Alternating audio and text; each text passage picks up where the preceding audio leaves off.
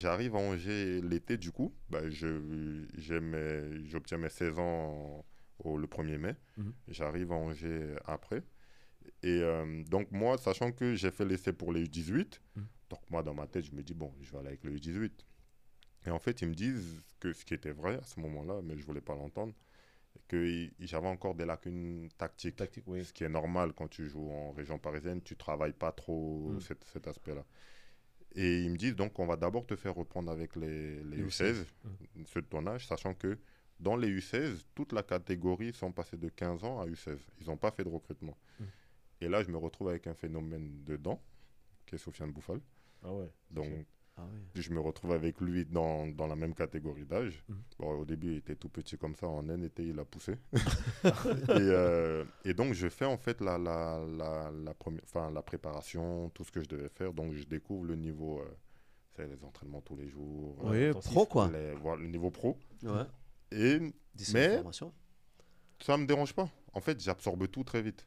Et comme je suis quelqu'un qui suis très ouvert et que je veux apprendre, donc j'absorbe tout très vite. Un Européen, quoi. Et ce qui, et ce qui fait que, en fait, j'ai fait, et je suis l'un des seuls joueurs, d'après ce qu'il disait, Mm. j'ai commencé en l'été avec les U16. À la Toussaint, j'étais avec les 18. Et en décembre, j'ai fini avec la réserve à Angers. Oh la vache. Ah oui, ça va J'ai vite. j'ai fait mon premier match avec la réserve au mois de décembre, et je m'en souviendrai tout le temps. C'était sur un synthétique. C'est pour ça que l'évolution Où du ça- Como, où ça j'ai fait pas où peur, j'ai hein. où j'ai fait mon premier match avec la réserve Ouais. d'Angers en fait en 6 mois. Mais après, il disait que c'est comme physiquement j'étais déjà en avance. Ouais, t'étais bien déjà. Si toi J'étais apprends déjà les bien. choses, Ouais. on te En fait, surclasse. le truc qui faisait que en fait j'apprenais très vite. Mm. Et sauf qu'à ce moment-là, ce qui est drôle, c'est que, et ce que beaucoup ne savent pas, c'est que j'ai été formé non pas attaquant, j'ai été formé sur un couloir. Ah ouais. Oui. Mais t'allais vite, toi, là. Oui, oui. Ok. Donc en fait, en 16 ans, je joue milieu gauche. Je joue milieu gauche. Tu es gaucher, Non, Gilbert. j'ai les deux pieds. Mhm. Mais je joue milieu gauche. Et ce qui fait que, en fait, mais comme j'étais physiquement en avance, en fait, je faisais la différence tout le temps. En fait, il y avait un mec de mon profil grand comme moi sur un côté. Laisse finir derrière, il faut Voilà, hausser la défense, quoi. en fait, et c'est là que j'ai développé, en fait, aussi tout ce côté espace, Uh-huh. un contre un, etc. Je le suis toujours. J'étais un joueur de percussion, toujours. J'étais Ouais. toujours laissé en un contre un. Mhm. Ouais, Et donc, ce qui fait que je me suis développé physiquement. Ok. Et j'ai trouvé ça hyper bénéfique pour moi. Parce qu'en étant formé sur ce côté, Mhm. j'ai travaillé mon coffre physique, les efforts physiques. Donc, physiquement, au niveau cardio, je me suis Ouais, développé. Le dribbling. vachement. J'ai pris le dribbling, les La passes, prise des balles. les prises de balles, tout ça. Et Mhm. pour dire, c'est en 16 ans, j'ai fait 21 matchs, 11 buts. J'étais meilleur buteur de l'équipe. Ah ouais. 21 matchs, 11 buts. J'ai pas fait toute la saison, hein, Dans mais j'ai... l'équipe réserve, tu parles? Non, dans l'équipe Dans l'équipe au jeune, 16. Ouais, jeune, U16. ouais. J'ai fait 21 matchs, 11 buts. Et Incroyable. quand je suis monté avec les 18, Mhm. bah en fait, j'étais toujours aussi dangereux. Parce qu'en fait, j'avais l'impression que physiquement, il n'y avait aucun niveau qui me faisait peur. Mhm. En tout cas, physiquement. Oui, oui, oui. J'avais pas peur Ouais, t'étais prêt, En t'étais- fait, j'étais prêt. Je me sentais pas inférieur physiquement aux C'était autres. juste une question du ballon, quoi. Ouais, c'était juste Pour une importe question qui de toi en ballon. face. Donc après, je fais... Quand même, après la deuxième partie de saison, je navigue un peu entre les U16 et les U18. Tu vois, je m'entraîne un peu avec les U16. Parfois, je vais un peu avec les 18. Mhm. Je joue en deuxième mi-temps. Donc, je reviens avec les U16 le lendemain, etc. Mais tout ce truc-là faisait que moi, en fait, je m'y retrouvais. Je me disais, ah, c'est cool. Enfin, je joue tout le week-end. Je pars avec les U18 le samedi. Le dimanche, je suis avec les U16. Donc, pour moi, c'était... je m'en foutais. Tu vois, je me Ça, suis dit, c'est- c'est très bien. Comme ça. Mais à cette époque-là, donc Angers, c'était quoi un peu le discours sur toi? C'était Bah, en fait, on te veut là-haut à un moment oui. donné? En fait, Sofiane et moi, on était euh, à la fin de la saison de U16. Mon défaut, en fait, c'était que j'étais très individualiste. Ok. Pour moi, me servir des autres pour les marquer, ça m'intéressait pas. J'y vais tout seul. Vu que je suis physiquement en avance, pourquoi Et en fait, mon coach en U16, ce qui crée le déclic chez moi, c'est que j'ai failli me faire virer d'Angers à cause de ça. Parce que tu jouais tout seul. Ouais. Parce que j'étais très. Bah, après, en fait, c'était l'année après que je découvre Cristiano Ronaldo à Manchester. Donc, Enfin, il a retourné mon T'es à cerveau. fond, quoi. Il a retourné mon cerveau. Incroyable. Et donc, j'ai été beaucoup influencé au début par son jeu. Mhm. Donc, je pouvais tenter des choses que... Et ça a commencé quand j'étais à Drancy. Des Ok. fois, en Drancy, le coach me faisait jouer devant, et Ouais. Guillaume Courteau. Et si un jour tu croises, tu demanderas. Mhm. Il y a des matchs, je disais non, je ne vais pas jouer devant. Je vais jouer sur un côté. En fait, alors que j'ai joué tout le temps devant. Hein. Ouais. Mais à ce Mais moment-là, juste parce que tu étais dans une matrice. juste parce que j'étais dans une matrix Cristiano Ronaldo, je voulais jouer à gauche. Quoi, tu vois, ça peut te conditionner quand même. Hein. Et donc, t'imagines pas quand à Angers on me met à Les gauche, références. Hein. Ouais. je vis ma meilleure vie. Je dis ah ouais, cool. Je vis Comme ma Cristiano. Comme Cristiano. Je prends la balle, je veux dribbler tout le monde. Ouais. Je marque. Et en fait, il y avait un côté positif, parce que je marquais des buts. Mais le côté négatif, c'est que mon latéral gauche, il montait jamais. Ouais, c'est ça. Ah oui, je lui demandais, je Ouais, disais tu dès laissais que... même pas l'espace. quoi. Non, donne-moi la balle, j'y vais tout seul. Et donc, C'est dommage parce que c'est des situations où tu peux rentrer, libérer un peu le couloir. pour exactement. lui Et donc, et te retrouver dans des situations aussi où tu peux marquer. Et parce que ça, réellement. Ouais. exactement. Et je pense que... Mais à ce moment-là, j'étais trop Ouais, dans t'étais mon... trop tu sais, obtus dans ton truc. Voilà, c'est ça. Et, Ouais. Mais le problème, c'est que quand mon coach, en fait, Richard Guyon à Angers, me dit que lui, il a fait le forcing pour qu'on me garde, Ah. avec Sofiane Bouffal aussi, parce que Sofiane Bouffal, le problème, c'est qu'il était petit. Ouais. Il avait- Il était en retard marfo Ouais, pendant un et moment, lui. Ouais. Et le coach Richard Guyon, il a fait le forcing à Angers, il a dit non, il faut garder ces deux jeunes-là. Mais par contre, du coup, ce qui se passe, c'est qu'en fait, je me prends comme une espèce de claque. Ah. Parce que tu La vas faire saison attention, mon grand. Ouais, et je me dis, oula. Ah. Il s'est passé quelque chose là. Attends, je dis, mais attends, ça veut dire que là, j'étais à 2 doigts de perdre Ah. mon Ah. rêve d'être pro, de retourner en région. En fait, il y a Ah d'un ouais, coup ouais, tout ouais, qui ouais. passe dans ma tête. Je veux pas retourner en région Faudrait parisienne. voir ta Je- stratégie, quoi. Voilà. Et là, je me dis, bon, ok. La saison d'après, la première année U18, et là, c'est là que je me suis rendu compte à quel point ça m'a changé. La saison d'après, en U18, mes statistiques, ils s'inversent complètement. En U16, j'avais marqué 11 buts en 21 matchs pour 4 passes décisives. La saison d'après, c'est 11 passes décisives pour 4 buts. Ok. Mais du coup, je perds la confiance devant le but. En Ah. fait, tellement que ça se ressent. Ok. Quand je joue avec les 18, on me remet devant. Mhm. Mais là, je suis plus à l'aise.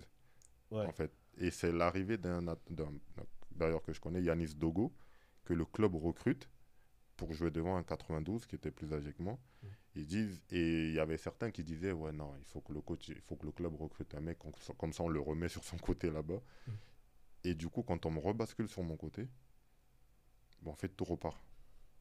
Là, tu as commencé à avoir le déclic pour aller marquer. Là. Ça y est. Mais en fait, non, Et pour c'est jouer que ensemble. pour jouer en fait avec les autres. Ouais, pour jouer avec les autres. Et c'est pour ça qu'en fait, je deviens trop altruiste en fait. Ok. Mais vraiment trop. Ah oui. Ouais. J'étais capable de dribbler, d'arriver face au gardien, de donner le ballon. Parce que, en fait, tellement j'avais cette réserve-là de me dire, j'ai failli me faire virer à cause du fait que. En fait, moi, dans ma tête, Ouais, je le ok. comprenais que j'ai Ouais. failli me faire virer à cause du fait que je marquais trop tout seul. Mm. En fait, j'avais pas encore trouvé le juste équilibre entre quand il faut faire la passe et quand il faut frapper, tu vois. Mm. Et donc, ça m'a matrixé pendant un an. Pendant un an, ça m'a travaillé. Et donc, du coup, j'étais trop altruiste. Je driblais, je lâchais le ballon. Je driblais, je lâchais le ballon. Tu vois. Mais, du coup, Yanis Dogo, il en a profité parce que il a vu des- lui, il était tranquille. Il disait, fais tout le boulot juste à côté. lui, il soignait les stats. Lui, il soignait les stades et moi, je faisais tout le travail. Toi, tu lui mettais les galettes. Et tranquille. donc, mais, tu vois, avec le recul, et en prenant de l'âge, je me suis dit, heureusement que j'ai eu ce déclic-là, parce que jouer avec les autres, c'est tellement mieux que de jouer tout seul, tu vois. Et après, la deuxième année en U18, du coup, il me remet en attaque. Et là, je continue à marquer des buts. Et c'est reparti là. et c'est Là, reparti. 9 classiques, quoi. Et déjà, là, je deviens le 9 classique, mais avec d'autres atouts. Oui. Je suis capable de faire marquer, développe, marquer. En c'est fait, ça. j'ai développé Tu d'autres deviens choses. Tu deviens un peu plus complet. là. Je deviens un peu plus complet. Mhm. Et ensuite, le coach Stéphane Moulin, quand je fais ma première apparition en pro, ma deuxième année, avec les 18. Je fais ma deuxième année ma avec première les 18 quand tu fais la première apparition Ouais, avec je fais ma première apparition en équipe pro à Metz en 2011, je crois, ou quelque chose comme ça, 2011. Il m'amène avec lui, avec les pros. Et je m'entraîne la semaine avec eux. Et mon troisième trimestre de l'école, en fait, je m'entraînais déjà qu'avec les pros. Et Ok. donc, du coup, je prends un peu aussi le niveau avec eux, je m'habitue à eux et tout ça. Et certains pros me connaissaient déjà. Et à la fin de la saison, ils me demandent est-ce que tu viens avec nous en stage et tout. Ah. Moi, je me dis, mais de quoi il me parle? Je sais même Ouais, pas. ouais, je suis au 18. Stage de quoi? Moi, stage de quoi? Moi, je suis un 18. La saison prochaine, je vais aller avec la réserve. Et oui, je vais avoir l'objectif de me rapprocher de l'équipe pro, ce qui est normal, tu vois. Et au final, le coach, après, il m'appelle à la fin du dernier entraînement de la saison, où il y a les supporters et tout. Et il me dit, tu finis quand le bac? Je dis, bon, déjà, si je vais le passer, parce que troisième trimestre, c'était l'école buissonnière pour moi. Ah, tu es quasiment... Je m'entraînais avec les pros. J'étais fatigué parce que je découvre un autre niveau. Je devais aller à l'entraînement l'après-midi. À l'école l'après-midi, j'y allais pas. J'allais juste pour voir mon ex-copine à ce moment, ma petite amie. Bon, je vais pas te vendre que j'étais un élève studieux. Non, je vais pas vous vendre ça. C'est pas vrai. Je préférais jouer au foot qu'aller à l'école. Ça, c'est clair. C'était clair, Ouais, ça, c'était clair. Et donc, du coup, je dis, ouais, je finis le bac une certaine date. Il me dit, ok, dès que tu vas finir, tu viens avec nous en stage. Je dis, ok. Et moi, mais tu sais, moi, dans ma tête, j'avais un plan. Je me disais, la saison prochaine, je commence avec les espoirs. Après, je vais être bon pour aller jouer avec, pour m'entraîner avec les pros. En fait, dans ma tête, je me suis dit, je veux être le joueur qu'on place en première ligne quand il faut aller s'entraîner avec les pros. Ouais. Tu vois. Ouais. Donc, c'était ça mon truc. Celui parti qui vient chercher. Voilà, pour, tu sais, parce que je savais que compléter. Sofiane et moi, on était un peu les deux de cette génération-là qui étaient mis en avant, tu vois. Ok. Donc, je dis ok. Et on part en stage de préparation avec Sofiane et Yanis, justement, Dogo, l'attaquant. Ok. Comme quoi, je lui ai fait du bien avant. Ouais. Tu as fait briller, il est parti avec toi, du coup. Voilà, on y va. Et on fait le stage de préparation. Franchement, c'est génial, cool. Et puis, à la fin du stage, on fait un match de préparation et je marque un doublé. Pour un signal fort, déjà. Et on rentre en Angers. 2 jours après, Olivier Piquet vient me voir pour me dire que le club veut me faire signer pro. Ah oui. Tu voulais te serrer la main, là, c'est obligé. Là. Et donc, en fait, Tout cassé. j'ai fait la bascule. Je suis passé des 18 ans au pro directement, sans passer par la réserve. Ouais, belle. Et je découvre la réserve pendant que je suis avec les pros. Et je fais 6 mois avec les pros, où je redescends quasiment jamais avec la réserve. Et la deuxième partie de saison, bon, ils recrutent un attaquant parce que peut-être ils se disent que je suis encore... un peu frêle ou... Ouais, où j'ai besoin encore de plus de temps. Donc, la deuxième partie de saison, je reviens avec la réserve. Mais du coup, moi, je m'en fous. C'est mes potes. Ouais. On a joué ensemble en U16, en U18, je les connais tous. Donc, on joue, etc. Je m'éclate avec la réserve. Tu vois, et justement, le discours du coach Moulin, il m'a aussi aidé parce qu'il me disait que moi, je m'entraînais tout le temps avec les pros. C'est-à-dire, le vestiaire de la réserve, je ne connaissais pas. Parce que moi, je me changeais avec les pros, etc. Et donc, sans être pro. Et il me dit, quand tu vas avec la réserve, on doit voir la différence. Tu vois, je dois être capable, dans certains matchs, de faire la différence. Et Sofiane aussi s'entraînait aussi avec nous. Et donc, quand on va avec la réserve... Bah, c'est ça que ça se passe sur les 6 derniers mois, enfin, avec la réserve, quand je redescends, je marque 10 buts en réserve. Je marque 10 buts. En fait, tu restes dans la mentalité. Parce que parfois, c'est ça le problème. C'est qu'il y en a qui signent pro, qui sont là-haut. Et quand tu redescends avec la réserve, ils n'ont pas... Oui, ils ont mal. C'est ça. Ils n'ont pas ce mindset en se disant, voilà, je vais tout donner. Moi, alors que toi, c'est tes potes, déjà. Ouais. Et en plus, tu gardes une bonne mentalité parce que tu es toujours dans la compétition. C'est ça. Tu veux marquer, tu veux marquer. Ouais, c'est ça. Je vais aller jouer pour dire au coach que, ouais, en fait, oui, moi, je m'entraîne avec les pros. Donc, il y a une différence. Et des fois, ça se ressentait quand je jouais parce que avec les pros, tu sais, il y a... À force de t'entraîner avec eux, de faire des conservations, il y a des fois des mouvements tu vois, que tu enclenches et tu sais qu'il va te remettre là. C'est ça. Mais du coup, avec la réserve, il n'y avait pas le truc. Donc, du coup, ça m'énervait, tu vois. Et Sofiane, c'était aussi celui avec qui on pouvait avoir facilement cette connexion-là, vu qu'on s'entraînait avec les pros. Mais lui, c'était... De toute façon, quand tu as Bouffal dans ton équipe, tu sais que le premier, c'est lui, le crack, c'est lui, tu vois. Mais comme moi, j'avais dit, c'est Sofiane, beaucoup de personnes, j'ai signé pro avant lui. Donc, lui, au niveau qualité technique, j'ai pas sa qualité. Mais moi, j'avais une autre qualité, peut-être que lui, il avait moins. C'était là-dedans. C'est que là-dedans, moi, j'étais déjà dans mon truc. Depuis petit, hein, j'étais focus dans mon truc. Et ce qui fait qu'en fait, je suis passé devant lui sur ça. Tu vois, donc, ce qui fait que j'étais plus près déjà dans ma tête que lui. Et Le foot, c'est beaucoup ça, hein, c'est beaucoup là-haut en fait. c'est ça. Et c'est vrai que les joueurs, ils le comprennent pas souvent parce qu'ils disent qu'ils ont des grosses qualités et tout ça. Mais le problème, c'est qu'à égal sur le terrain, il y en a plein qui ont la même qualité. Ouais. Mais c'est comment ils vont se servir de ça en fait. C'est ça. C'est qu'à un moment donné, c'est ça qui va faire la différence. C'est Et ta moi- capacité à aller te surpasser Exactement. et puis à avoir les bonnes réactions, la bonne. Comment dire, la bonne appréhension de certains enjeux et tout ça, tu vois. C'est- Et ça, c'est Bah, la tête. Hein. bah, regarde, j'ai une anecdote que quand je signe pro, en fait, c'est pas avec mon premier agent. Enfin, si un peu, mais à ce moment-là, je veux mettre ma famille plus dans le truc et tout. Et il y a un agent, en fait, qui me voit sur le bord du terrain à un entraînement. Et on faisait un truc un peu tactique offensive pour les joueurs. Et c'est moi, en tournais, en fait, avec les attaquants. Et je me souviens, donc moi, je sors de l'exercice pour regarder sur le côté. Et il y a l'évolution offensive qui se passe. Tu vois, j'étais avec les Claudio Quechero, Fodé Doré, Richard Socrier aussi.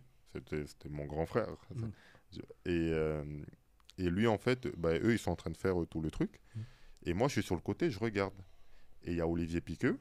Ça, ils avaient installé un terrain de foot-tennis, là, tu vois, avec les barrières pour rester en mouvement, tu vois. Ouais. Et les autres, en fait, sont en train de jouer là. Et moi, je suis debout à côté, comme ça, je regarde l'exercice. Et il me dit, et l'agent qui était là, il avait ramené un joueur qui s'appelait Jonas Pessali, qui est décédé après par la suite. Et mon ancien agent qui était là, il ramène ce joueur-là. Et moi, je regarde l'exercice. Et Olivier Piquet me dit, va faire le tennis ballon avec les autres.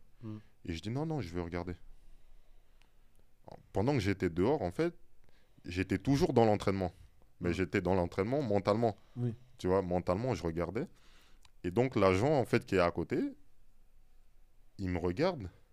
Et après l'entraînement, il me dit, tu vas devenir un très bon joueur.